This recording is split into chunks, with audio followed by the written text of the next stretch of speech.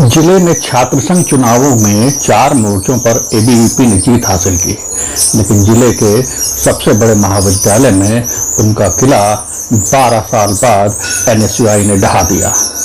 Abu road व रेवदर के राजकीय महाविद्यालयों तथा सिरोही के राजकीय महिला महाविद्यालय व लॉ कॉलेज में एबीवीपी का कब्जा रहा। वहीं शिवगंज और पिंडवाड़ा के राजकीय महाविद्यालय में एनएसयूआई को जीत मिली। लेकिन इन सब महाविद्यालयों के मोर्चों के अलावा सिरोही जिले के सबसे बड़े राजकीय महाविद्यालय सिरोही में एनएसयूआई ने एबीवीपी के किले को ढहा दिया।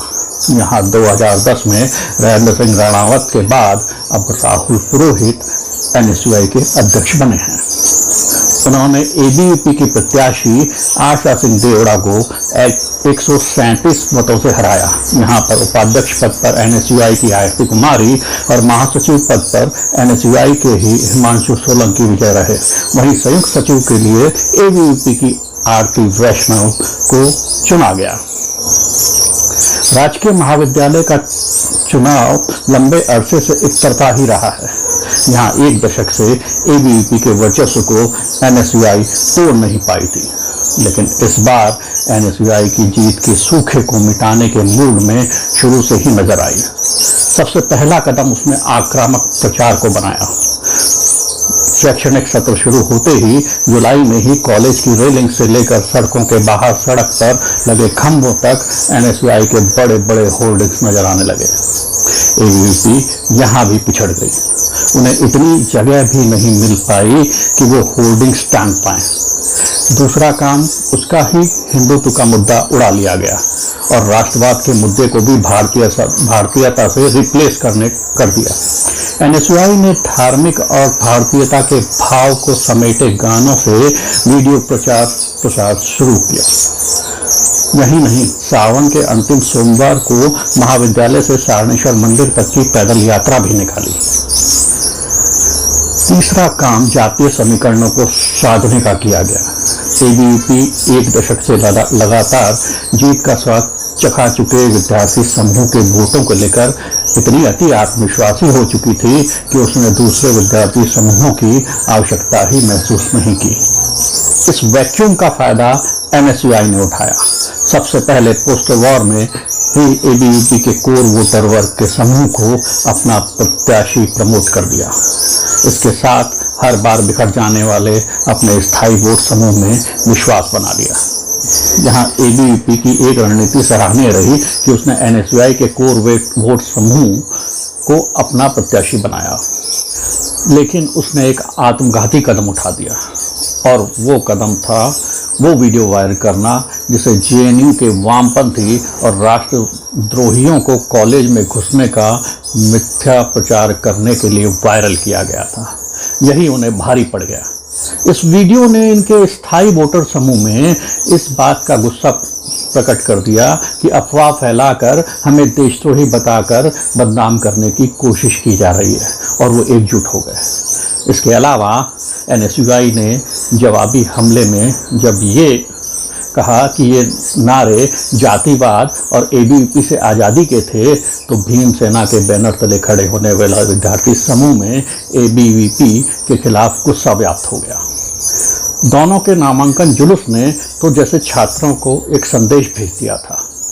एनएसयूआई के जुलूस में केसरिया, नीला, सफ़ेद और हरे रंग के साथ सबसे ऊपर तिरंगा भी लहरा रहा था और समरसता के साथ राष्ट्रभाव को दिखा रहा था।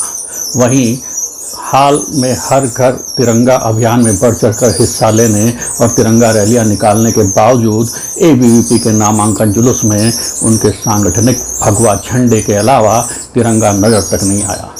इनकी छोटी छोटी चूकों ने एबीवीपी के लिए हार का रास्ता तैयार कर दिया और भारतीयता के भाव के आगे राष्ट्रवाद हार गया। सिरोही में एक आश्चर्यप्रद स्थिति हमेशा देखने को मिली है। वो ये कि भाजपा नेताओं ने हमेशा महाविद्यालय के चुनावों को छात्रों की बजाय खुद भाजपा पदाधिकारियों की जीत माना है। ऐसे में राजकीय महाविद्यालय सिरोही के छात्र संघ चुनाव में एबीवीपी की जीत पर हर बार विजय जुलूस में गाड़ियों पर छात्र संघ पैनल से ज्यादा स्थानीय भाजपा के प्रतिनिधि और संगठन के पदाधिकारी चढ़े नजर आते थे। हाल में एनएसयूआई पदाधिकारी ने वर्तमान जिला अध्यक्ष, जिला प्रमुख, प्रधान, पूर्व मंत्री, पूर्व प्रमुख के भी छात्र संघ चुनाव प्रचार में उतरने का आरोप लगाया था। यही नहीं, पार्टी सूत्रों के अनुसार इस बार भी छात्र संघ चुनाव के प्रभारी और कार्यालय प्रभारी की बागडोर भी एबीवीपी के पदाधिकारियों और कॉलेज के छात्रों की बजाय भाजपा संगठन के नेताओं को ही सौंपी गई थी। शनिवार को मतगणना के दौरान भी एबीवीपी समर्थक अपने अति आत्मविश्वास को छोड़ने को तैयार नहीं थे। सोशल मीडिया पर पहले ही जिले के सबसे बड़े राजकीय महाविद्यालय में एबीवीपी के जीत जाने का संदेश वायरल होने लगा। ये देखकर एबीवीपी समर्थक पैलेस रोड पर पहुंचने लगे, ढोल भी ले आए। व्हाट्सएप जनित जीत के संदेश से उत्साह में सर केएम स्कूल की तरफ के बैरिकेडिंग हटाकर कॉलेज की तरफ बढ़ भी गए और स्थानीय विधायक के खिलाफ नारेबाजी करते हुए ढोल भी बजा दिए। लेकिन जब परिणाम आया तो निराशा फैल गई। शुक्रवार को मतदान के बाद सभी एबीवीपी समर्थक पनिहारी गार्डन में पर एकत्रित हुए थे। संगठन सूत्रों के अनुसार यहाँ शनिवार को होने वाली निश्चित जीत का जश्न और भाषण होना था। यहाँ भी परिणाम के बाद सन्नाटा पसरा था। बस एबीवीपी के झंडे जरूर नजर आए। यह नज़ारा देखकर यही प्रतीत हुआ कि इस बार इस हार के बाद महिला महाविद्यालय और लॉ कॉलेज की जीत भी एबीवीपी को खुशी नहीं दे पाई। वैसे एबीवीपी समर्थकों ने इस हार का ठीकरा मतगणना में हुई धांधली पर फोड़ते हुए उसे हार को खारिज कर दिया है। अंतिम परिणाम आने पर 12 साल बाद एनएसयूआई को विजय जुलूस निकालने का मौका मिला। सभी विजयी प्रत्याशियों के साथ एनएसयूआई के राष्ट्रीय संयोजक दशरथ नरू का जुलूस में शामिल थे। नामांकन जुलूस की तरह ही विजय जुलूस में भी एनएसयूआई के चौरंगे झंडे के अलावा केसरिया, नीला झंडा और इन सब को अपनी आगोश में लेने वाला तिरंगा शामिल था, जो समरसता का संदेश दे रहा था। अंबेडकर सर्किल पर सभी विजेताओं ने अंबेडकर की प्रतिमा पर माला पहनाई। नरूका ने जीत को एबीवीपी के द्वारा फैलाए कथित अफवाह के खिलाफ सिरोही के छात्रों की जीत बताया। इसका श्रेय उन्होंने स्थानीय विधायक संयम लोढ़ा के मार्गदर्शन को दिया।